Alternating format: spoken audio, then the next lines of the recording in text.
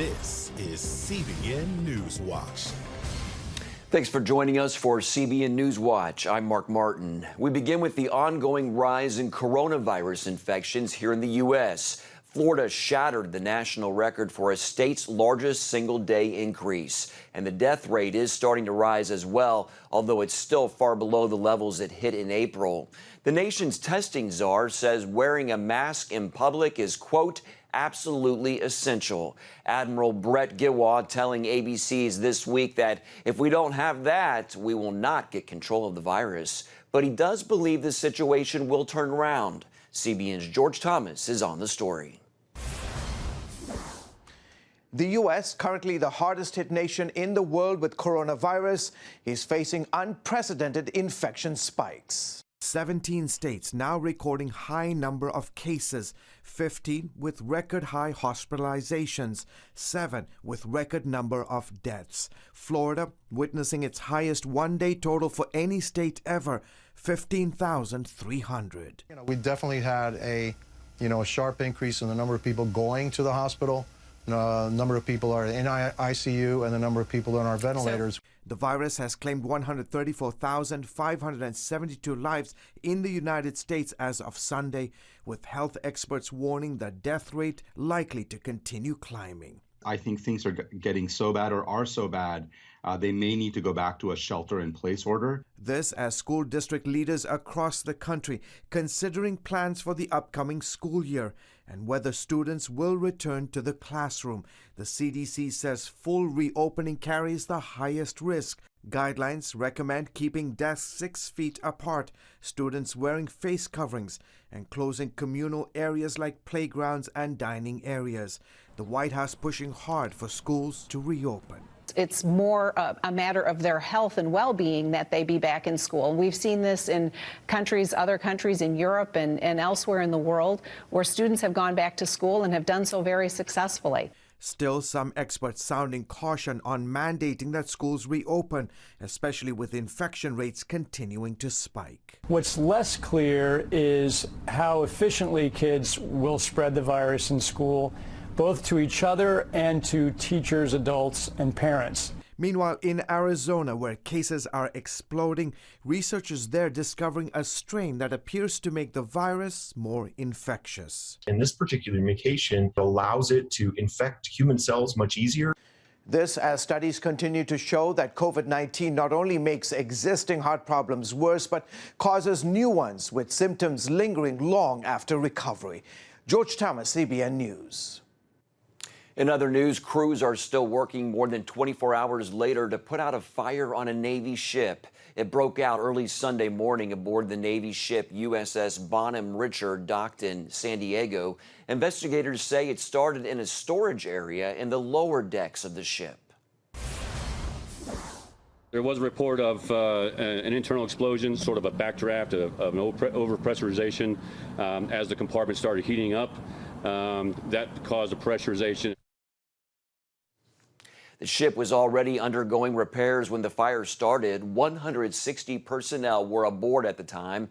A total of 16 sailors and civilians were admitted to the hospital with non-life-threatening injuries. A shelter-in-place order was given to sailors working and living nearby, but Navy commanders say there is no concern about hazardous materials or toxins. The ship was commissioned in 1998 and has served in war zones in Iraq and Afghanistan and in humanitarian aid missions throughout the Pacific and Indian Oceans. The Navy is confident she will return to duty soon.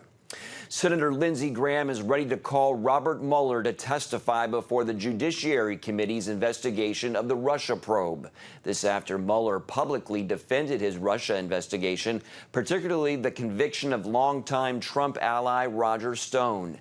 This weekend, Mueller wrote an op-ed in the Washington Post after President Trump commuted Stone's prison sentence. Stone was found guilty of lying to Congress in a case that stemmed from Mueller's investigation. In his op-ed, Mueller wrote that Stone remains a convicted felon, and rightly so. He also praised the integrity of the men and women who carried out the investigations. Senator Graham's committee is looking into the origins of the Mueller probe and alleged misdeeds by the Justice Department and FBI.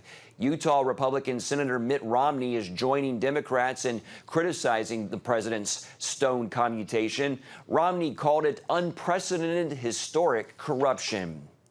New tensions between China and the U.S. today.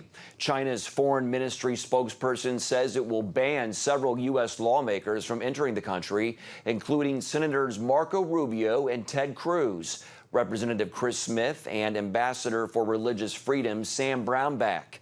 This comes after their open criticism of the ruling Communist Party's policies toward minority groups and people of faith. China said actions by the U.S. had seriously damaged China-U.S. relations.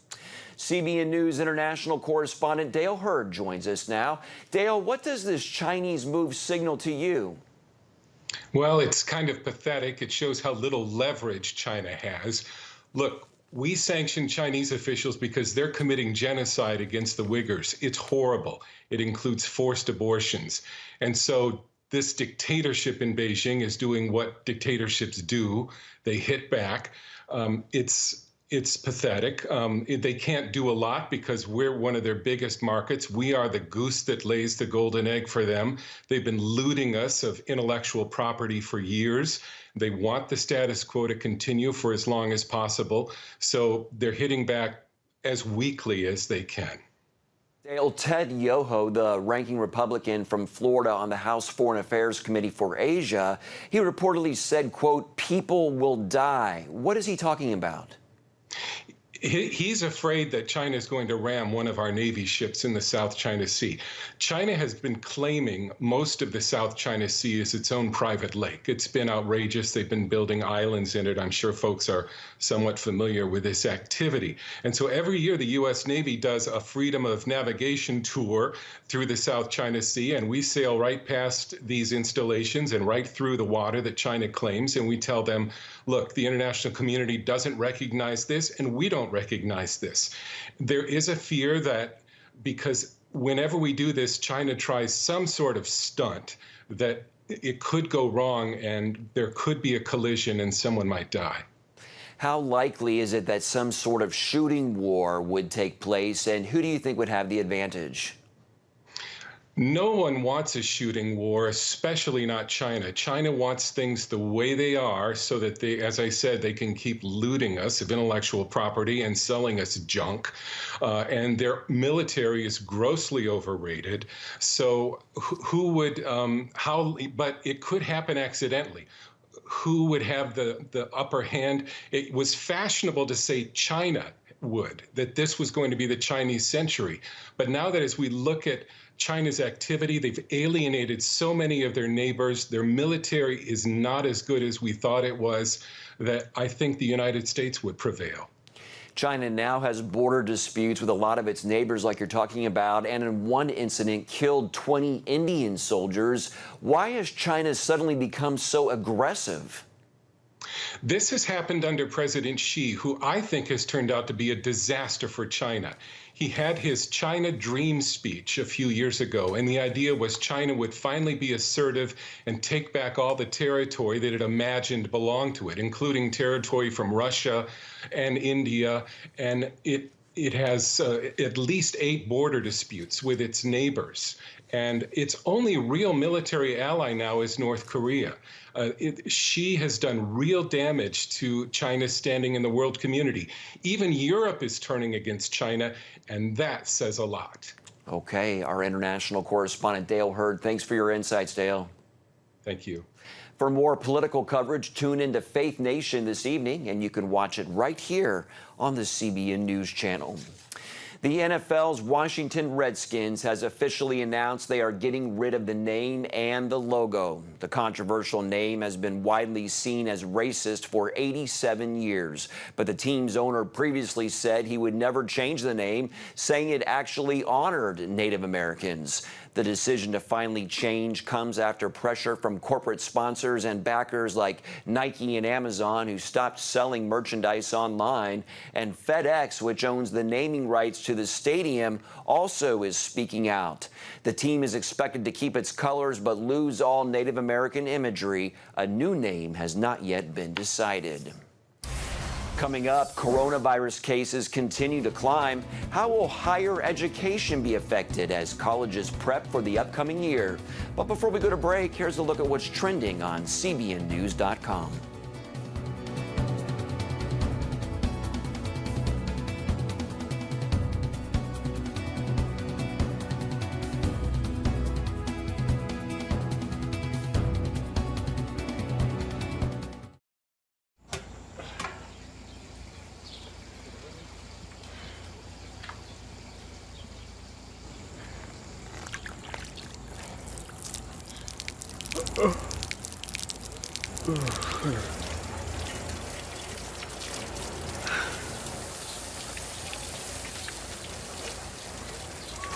Life is better with a good night's sleep. Get your free DVD or booklet of Protect Your Sleep as the world watches from the outside. It's a big diplomatic tug of war here in the Middle East. Go inside the story with Jerusalem Dateline. Israeli archaeologists are talking about a discovery that could change the thinking about the Temple Mount. Join CBN Jerusalem Bureau Chief Chris Mitchell and get the biblical perspective on the events shaping the world. What starts in Israel then ends up going to other places. Watch Jerusalem Dateline Friday night at 9:30 on the CBN News Channel. Life. It's meant to be lived fully. Jesus said it. I came to give you life. Life to the fullest. Life in your family. Life in your finances. Life in your body, mind, and spirit. Life in your everyday.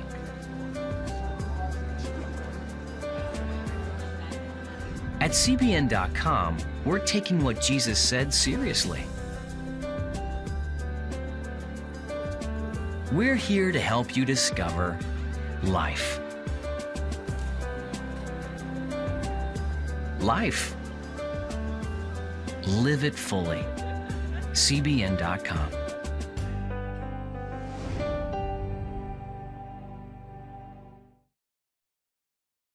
Welcome back to Newswatch. College educators have good reason to expect significantly fewer students this fall. It's a potential nightmare for higher ed as it prepares for a new school year filled with uncertainty. Heather Sells reports on the future of universities and education.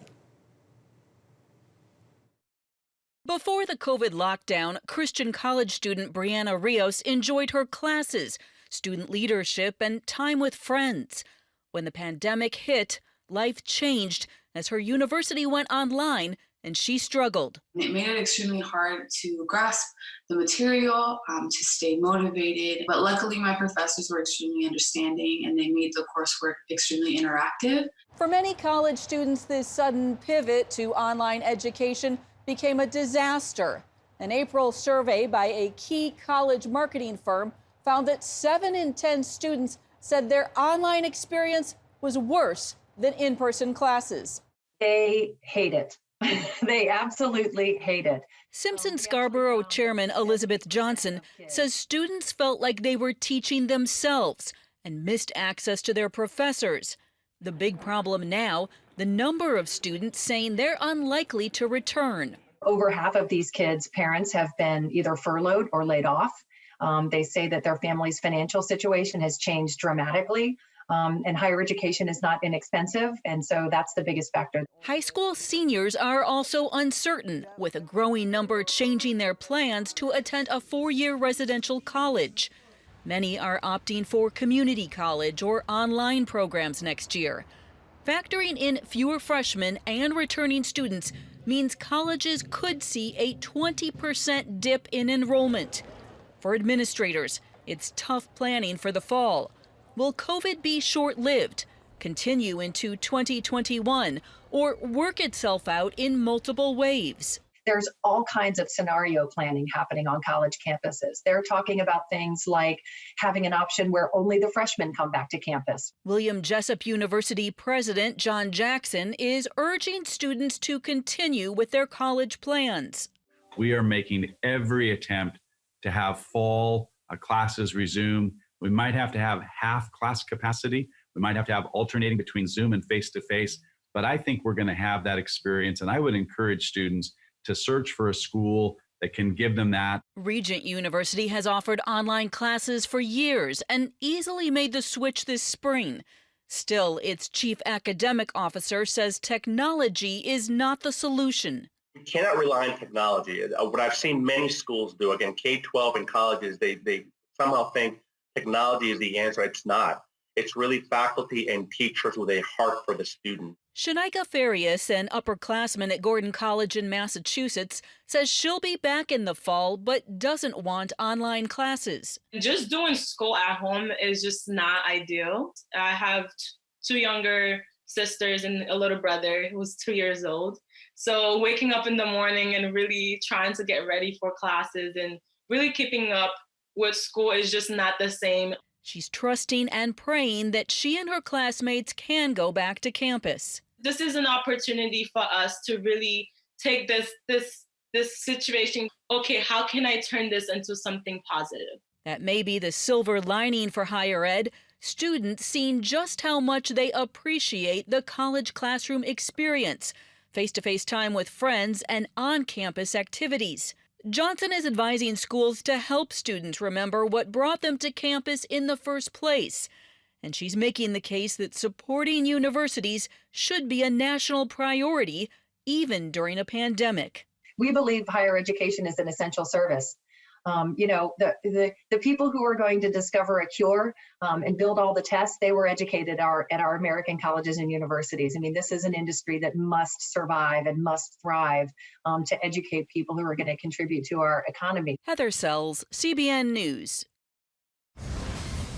Still ahead, a story of one mother's heroism and sacrifice to save her children from a huge fire and the heroes who helped her.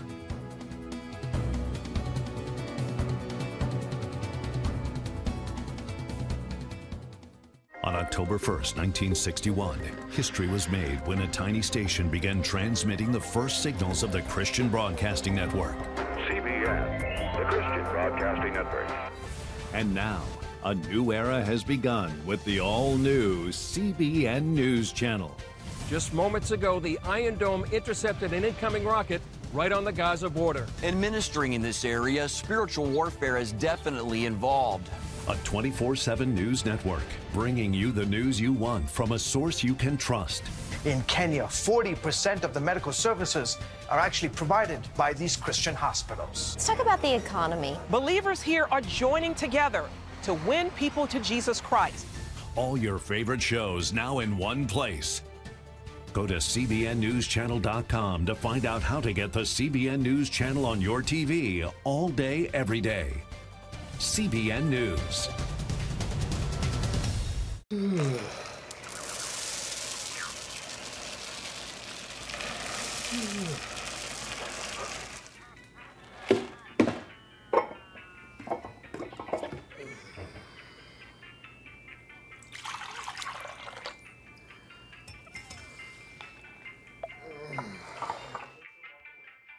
Life is better with a good night's sleep. Get your free DVD or booklet of Protect Your Sleep today. Life. It's meant to be lived fully. Jesus said it. I came to give you life. Life to the fullest. Life in your family. Life in your finances. Life in your body, mind, and spirit. Life in your everyday.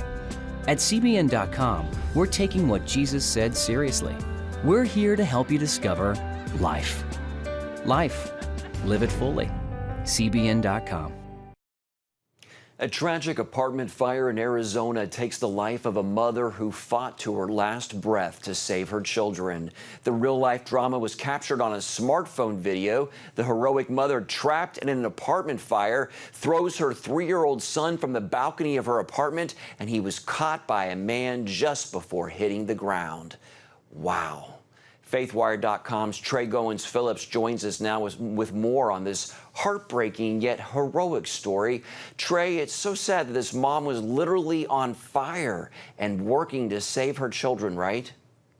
Yeah, absolutely. But it shows a mother's love for her children, right? That she was willing to run back in to risk her life, obviously, just enough to save her children. And unfortunately, as you said in the lead up to this story, she succumbed to the fire and didn't make it. But she sacrificed her life for her children, which is a beautiful thing.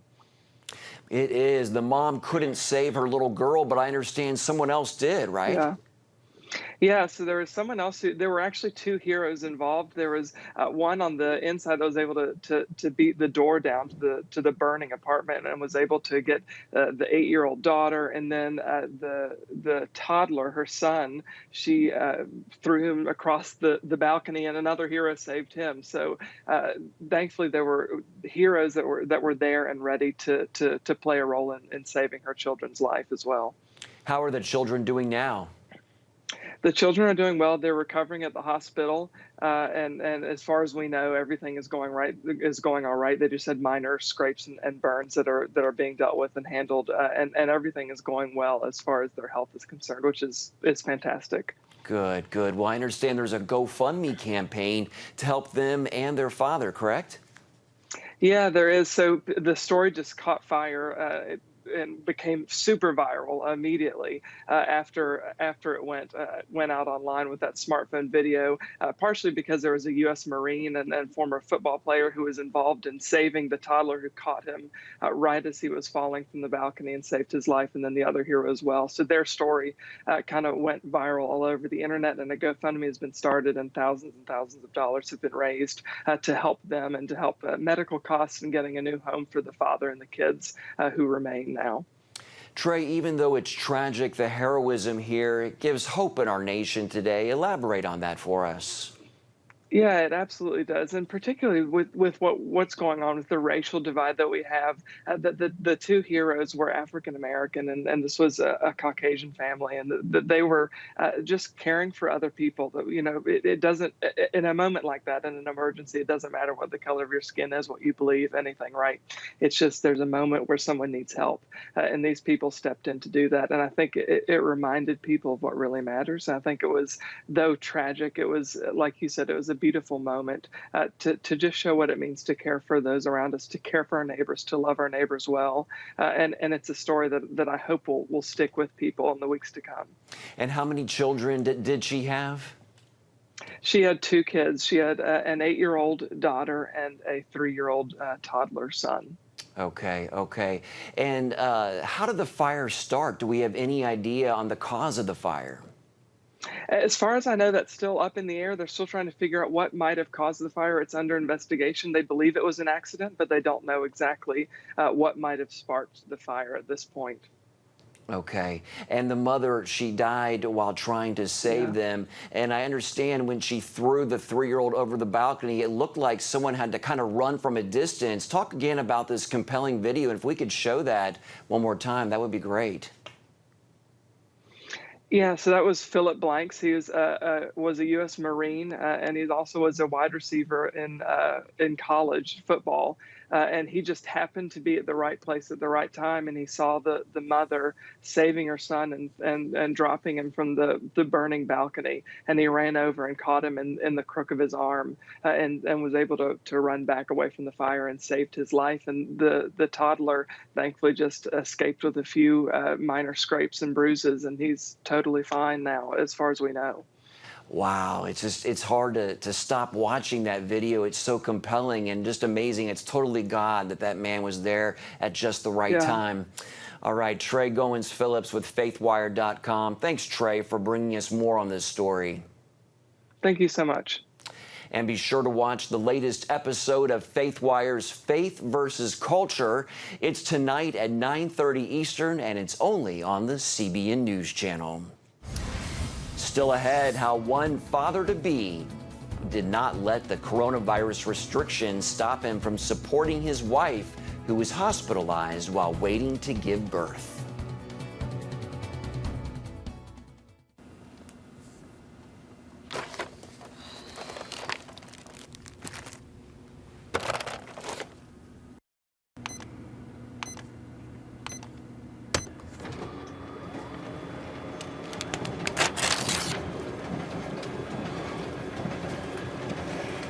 Life is better with a good night's sleep. Get your free DVD or booklet of Protect Your Sleep today. I'm Ephraim Graham, and this is Studio 5. Cruise with me as I discover the good things happening in the world of music, sports, television, and movies. The fact that Ryan Coogler was going to be directing the film, I knew that something special was going to happen. We'll chat with artists at the forefront of entertainment and explore the connection between popular culture and faith. I asked my pastor, I said, well, does that mean I'm supposed to be a preacher? He says, well, no, you already have a pulpit. Watch Studio 5 Wednesday night at 9:30. Remember for a moment what it was like to be a child. You believed every story you were told. You saw a world full of endless possibilities. What stories will the world's orphaned and at-risk children believe? We believe the Bible tells the only story truly worth believing.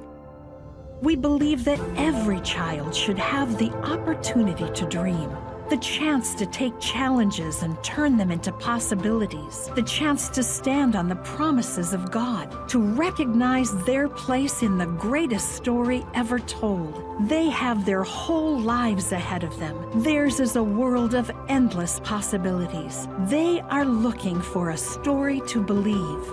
We will tell them that story. Will you join us?